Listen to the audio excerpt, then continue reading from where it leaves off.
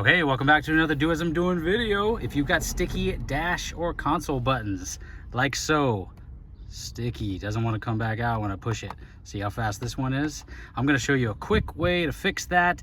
Do this at your own risk. I am not a professional, but this should fix your busted buttons. What you need is an X-Acto knife. That's a little craft razor blade. You need some blue tape. You need QD electronic cleaner. And let me get set up and I'll show you how this works. So essentially you're just masking off the buttons you want to work on.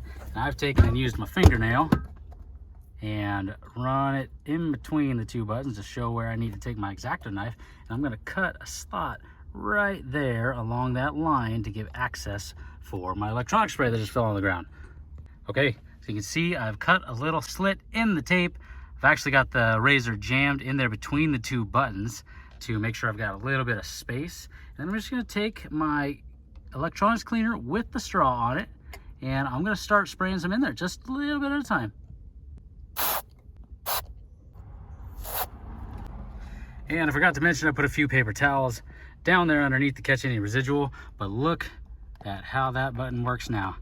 Nice and smooth, just like this other one. So I'm going to go ahead and finish up these other buttons, but that should give you an idea how this works and how easy that is. I've got links in the description for everything you would need, so take a look there and you can fix your busted buttons. Hope that helps, and as always, continue to do as I'm doing.